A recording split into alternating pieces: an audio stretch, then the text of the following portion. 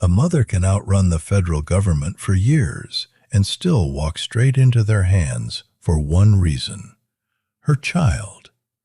That is what makes Jemeker Thompson's story different. She did not get caught in a stash house. She did not get caught during a deal. She did not get caught with a suitcase, a ledger, a gun, or a kilo sitting on a table. She got caught because she wanted to see her son graduate from the 6th grade. By then, the government knew who she was.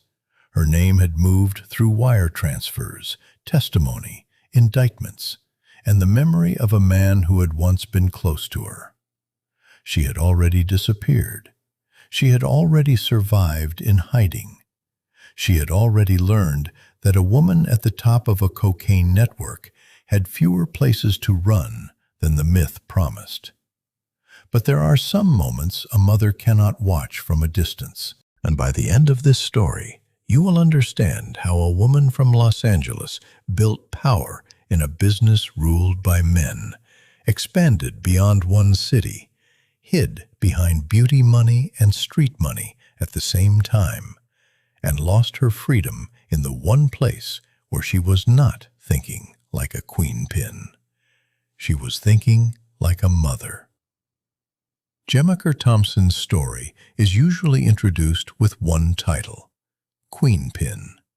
It is a title designed to pull you in.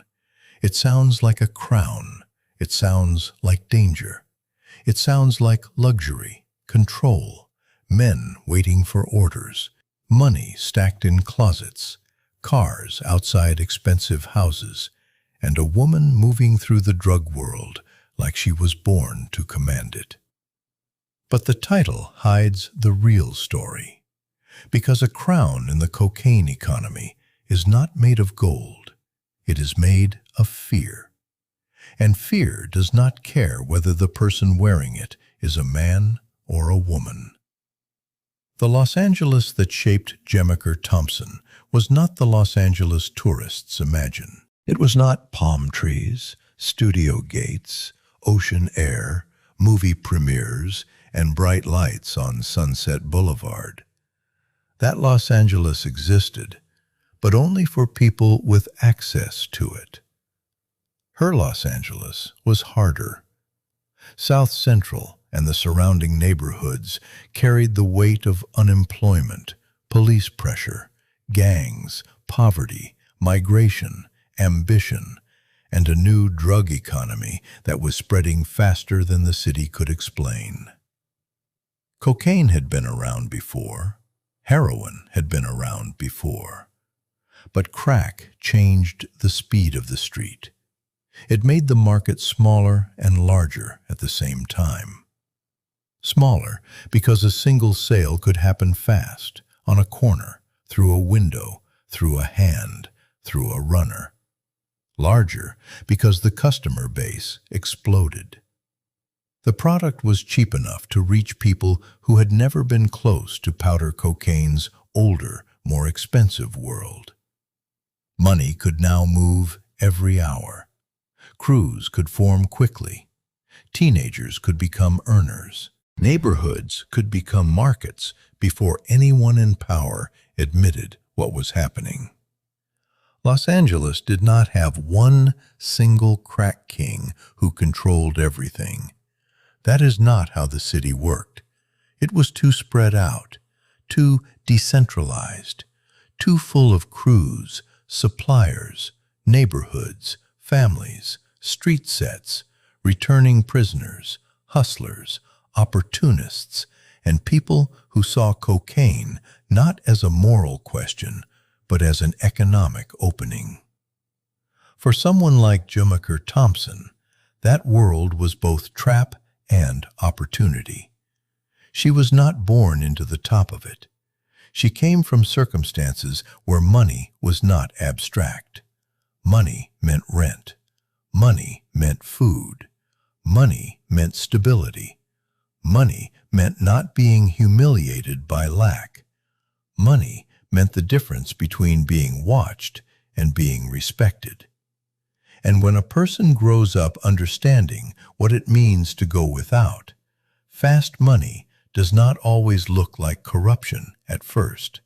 Sometimes it looks like rescue. That is one of the most dangerous things about the drug economy. It does not introduce itself as destruction. It introduces itself as a solution. Jemeker wanted money. She wanted more than struggle. She wanted proof that her life could change. And in Los Angeles, during the crack and cocaine boom, the quickest visible proof was not a diploma, not a job promotion, not a bank loan, not a business license. It was product. She entered that world with Anthony Mosley, a man known as Daff. Together they became partners in more than one sense. They built a relationship, a family, and a business that placed them inside the cocaine economy at the moment when that economy was expanding with violent speed. At first, the story looked almost like every street success story tells itself before the cost arrives. The money came, not slowly, not politely, not through paychecks with taxes and deductions. The money came in bursts, cash that could be held, counted, hidden, spent. Cash that changed the way people looked at you. Cash that made yesterday's embarrassment feel far away. Cash that gave a young woman the illusion that the world had finally started listening. That money changed everything around Jemeker. It changed her clothes. It changed the rooms she could enter. It changed the cars outside. It changed how people spoke to her. It changed what seemed possible. It changed the distance between wanting something and having it. But it did not change the source. Every dollar came from an economy that fed on addiction, desperation, and fear. The cocaine business was not only about selling a product, it was about managing risk. Who could be trusted? Who could travel? Who could hold cash? Who could speak to customers? Who could be sent to collect? Who could be threatened? Who might cooperate if arrested? Who loved you enough to protect you? Who loved freedom more? In that world, trust is not a feeling. It is a bet. Jemeker and Daff built their business inside that betting system. They were young, ambitious, and moving in an industry where ambition could look like intelligence right up until the moment it became exposure. Then, Daff was killed. That murder is one of the turning points of the story, because it created the kind of silence that forces a person to decide what they really believe about power. A husband dies. A partner dies. The father of your child is gone. The person who helped build the business is removed from the world in the same violent language the business had always spoken around you. For many people, that would have been the exit. For Jemeker Thompson, it became the opening. That is not because grief made her cold. It is because grief and survival can arrive in the same room, and sometimes survival speaks louder. She had a son. She had responsibilities. She had access to the business. She knew enough people. She had already tasted money. And once a person has lived above their old circumstances, falling back down can feel like another kind of death. So she continued. This is the part of the story where people usually lean in, because it breaks the expected pattern. In the drug world of the 1980s, women were everywhere and still often unseen. They carried messages. They held apartments. They moved money. They answered phones. They raised children with men who were gone half the time. They lied to police. They sat in courtrooms. They packed bags. They drove cars. They stored things they did not ask questions about. They took charges. They waded through prison sentences. They absorbed violence. They carried the emotional weight of men's reputations. But women were not usually imagined as the person at the top. That is why Jemeker Thompson stood out. She did not remain only the girlfriend, the wife, the mother, or the woman spending someone else's money. After Daph's death, she moved into command. She kept expanding. She made connections. She learned how to operate in a world that expected authority to have a male voice. The word queenpin came later, but the structure came first. And structure is the real difference between a hustler and a boss. A hustler sells what is in front of them. A boss creates distance. Distance between herself and the street. Distance between herself and the hand-to-hand sale. Distance between herself and the people who take the first risk when police arrive. Distance between the money and the source of the money. Jemeker understood that if she stayed local, she stayed vulnerable. So the business grew. Not just one neighborhood, not just one crew, not just one market. Los Angeles became the base, but not the boundary. Her network reached beyond California, into other states and cities where cocaine could be supplied, distributed, sold, and paid for through people who operated far from her immediate daily life. That expansion made the business stronger, but it also made it easier for prosecutors to build a federal picture later. Because the moment money crosses state lines, the story changes. A local dealer can become a federal target. A relationship can become a conspiracy. A payment can become laundering. A phone call can become evidence. A boyfriend can become a witness. And one distant city can become the place where the whole life starts to unravel. That city was Alton, Illinois. For Jemeker, the Alton connection ran through Percy Bratton, known as Cheese. Bratton was a musician. That mattered, because the music world and the drug world have always had points of contact, not because every musician is criminal, but because nightlife, cash, travel, parties, street credibility, clubs, promoters, and ambition all move through overlapping rooms. A man can look like an artist and still operate as a distributor. A woman can say she knows him through music and still be accused of something much heavier. Their relationship was personal and businesslike at the same time, which made it more dangerous. When love, sex, money, product, and risk all flow through the same connection, betrayal stops being an accident. It becomes almost inevitable. According to the federal case, Thompson supplied Bratton with multi-kilogram quantities of cocaine from Los Angeles. He received product on credit and sold it through local distributors. Money came back through cash payments and wire transfers. The court record later described Thompson not as a minor figure drifting near the conspiracy, but as someone able to front significant amounts of cocaine, recruit couriers, and threaten when payment was slow. That matters because it strips away the mythology. This was not just a woman with a reputation.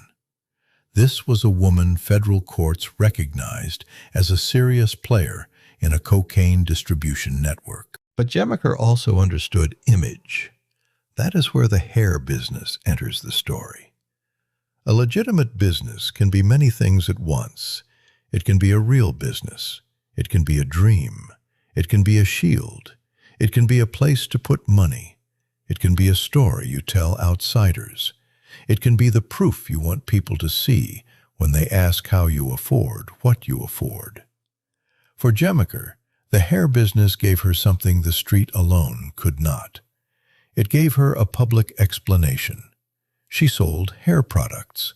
She dealt with beauty, image, glamour, celebrities, shows, appearances. It was not random.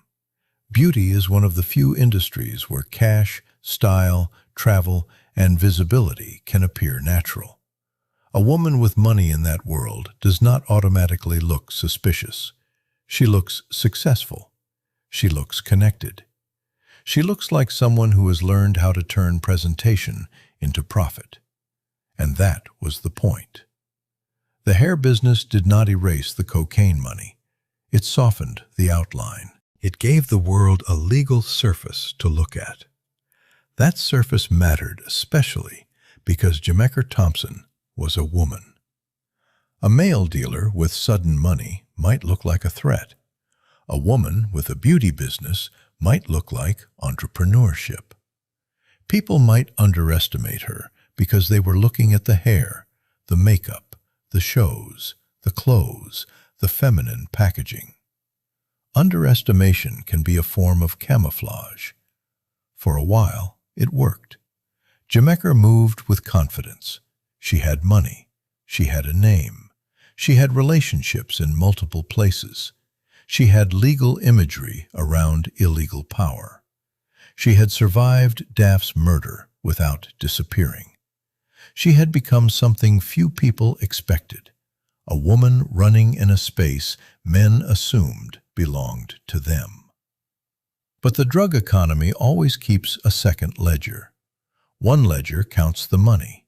The other counts the people who can destroy you. And on that second ledger, Percy Bratton became the name that mattered. Bratton was not just another person in the network. He knew too much. He knew the flow. He knew the payments. He knew the relationship. He knew where the product came from. He knew who sent it. He knew how the money moved. He could describe the conspiracy from the inside. When he was arrested, the government did what the government often does. It turned pressure into testimony. That is the moment every drug network fears. Not the police car outside, not the raid, not the seizure. The moment someone close decides that their freedom is worth more than your silence. Bratton cooperated. Once he did, the distance Jemeker had built began to collapse. The point of a distribution network is separation. You do not want the person at the top standing next to the person selling at the bottom. You do not want the supplier's name attached to every transaction. You do not want every courier, every wire transfer, every cash payment, every late debt, every phone call, every trip, and every relationship connected inside one courtroom narrative. A cooperating witness does exactly that. He connects the dots. He gives prosecutors the story the paperwork cannot tell by itself. He explains what a payment meant.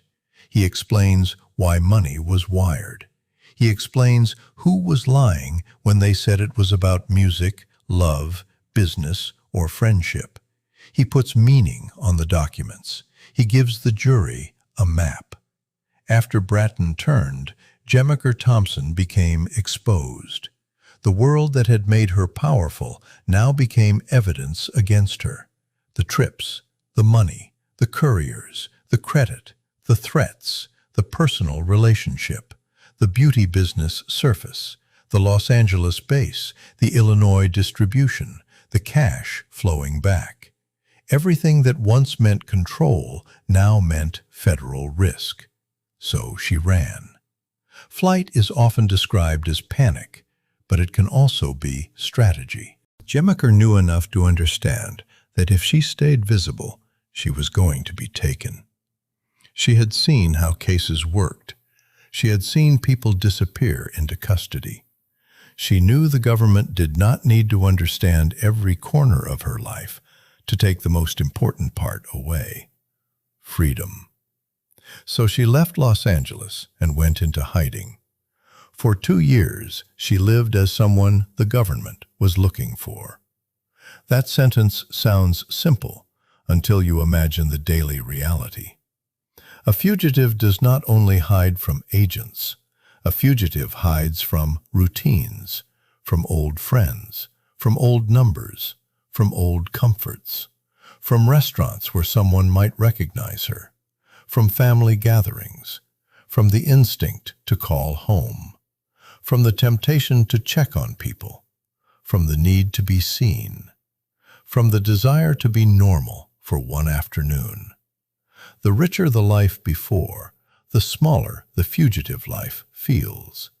A queen pin can have money and still become trapped inside absence. She could not move like she once moved. She could not show up like she once showed up. She could not live inside her old identity. The very name that had carried respect now carried danger. Every person who knew her was a possible weakness. Every memory was a risk.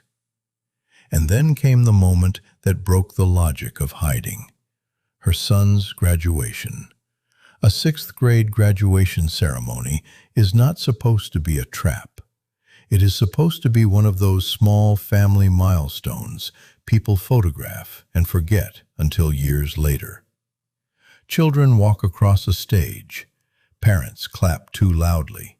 Teachers smile. Someone's camera does not work. A child feels older than they are. A mother sees, for a second, all the time she has lost and all the time she still wants to protect. For Jemeker Thompson, that ceremony became the one event she could not ignore.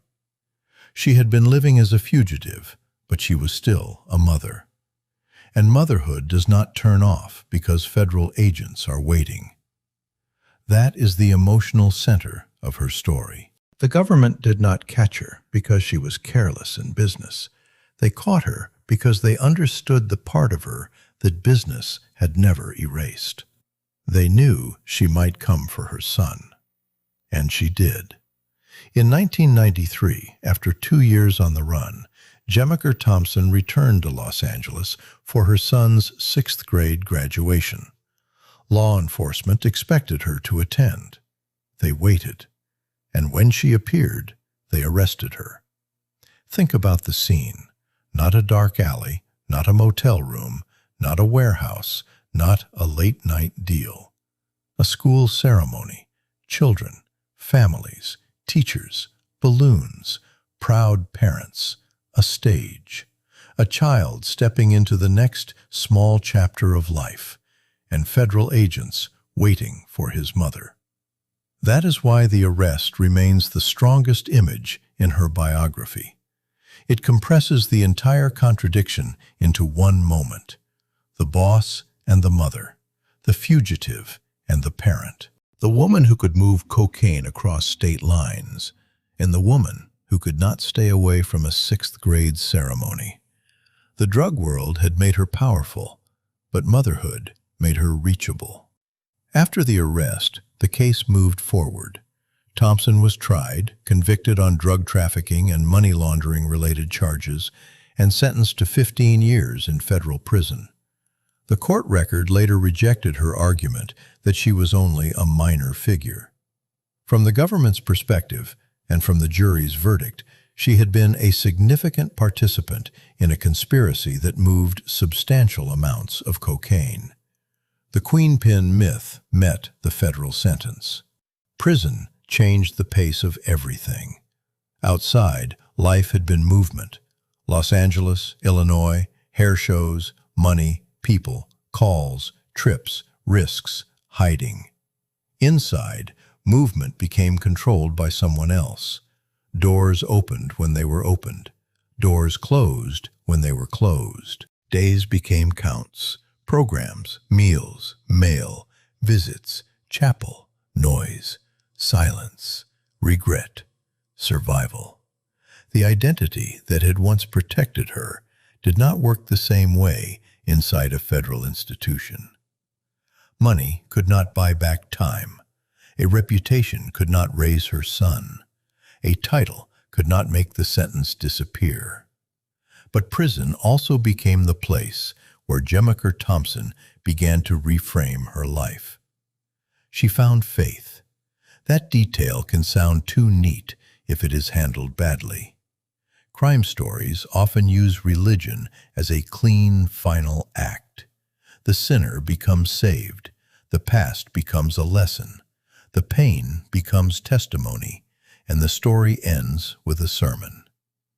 Real transformation is messier.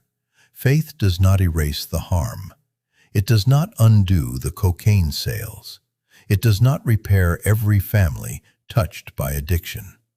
It does not give back the years her son lost with his mother. It does not make the court record vanish. But it can change what a person does with the rest of their life. For Jemeker, prison became the place where the queen-pin identity began to lose its power. The image that once seemed glamorous became a warning. The money that once seemed like proof of success became evidence of a trap. The business that once made her feel in control became the machine that had separated her from the one person she was willing to risk freedom to see: her son. That is the part that gives the story its weight. The same love that led her into the graduation ceremony may also have made the cost undeniable afterward. She had built power in a world where power was temporary. She had made money in a business where money could not protect her from betrayal. She had worn the image of success while living inside a structure that could collapse the moment one person cooperated. And when it collapsed completely. She served 13 years and was released in 2005. By then, the world had changed. Los Angeles had changed. The crack era had entered history and documentary. The old names had become references. The street economy had shifted. Hip-hop had absorbed and repackaged pieces of the world she had lived inside. The public had become fascinated with queen-pin stories, not always because it wanted truth, but because it wanted a more exciting version of crime. A woman at the top of a drug network is easy to market. It gives audiences something familiar and unfamiliar at the same time. The drug empire story they know, but with gender flipped. The danger they expect, but with different packaging. The same money, violence, betrayal, and downfall, but now attached to a woman who can be made into a symbol of power. That is why Jemeker Thompson's later life matters. She did not only return as a former trafficker, she returned as someone trying to control the meaning of her past before the culture turned it into a costume. She became involved in ministry and public testimony. She spoke about second chances. She told people they did not have to repeat her path. She published her story. She moved from being known for the drug economy to being known for warning against it. Not everyone will accept that transformation.